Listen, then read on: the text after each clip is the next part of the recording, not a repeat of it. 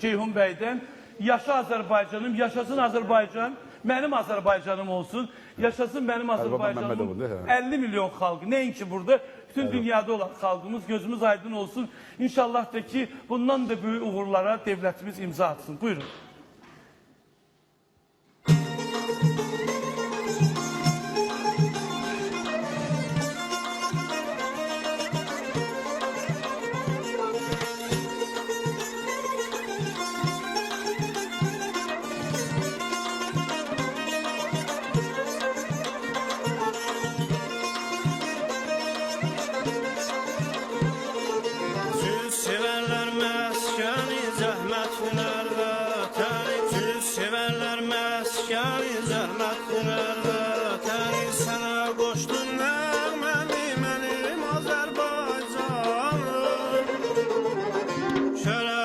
Şöhretim şanım benim Azerbaycanım, şerefim şöhretim şanım.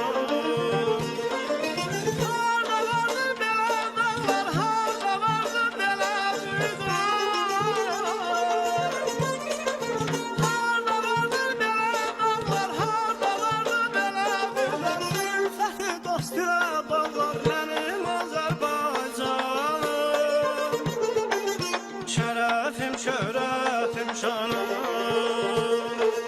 benim Azerbaycanım, şerefim şöhretim şanım.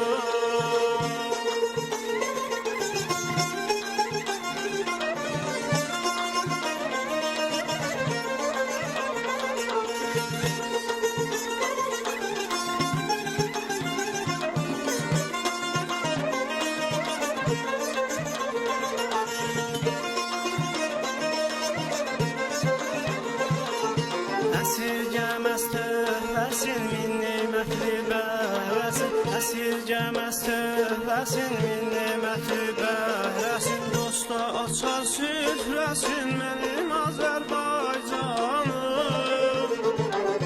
şərəfim şöhrətim şanım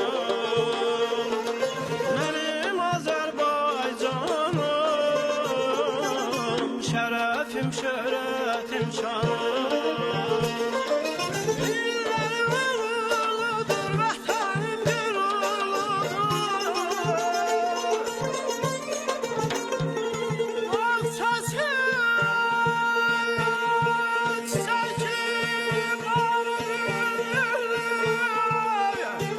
Ah!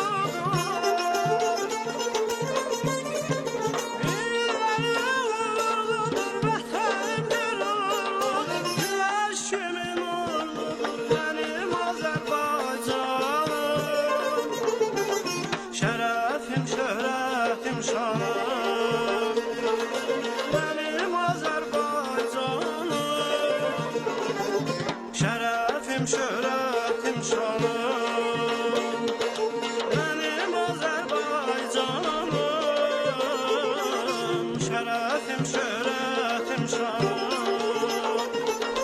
Mənim Azərbaycanım Şərəfim, şöhrətim, şanım Teşekkür ederim, minnettarım. Vallahi doğrudan da Azərbaycan xalqı yalnız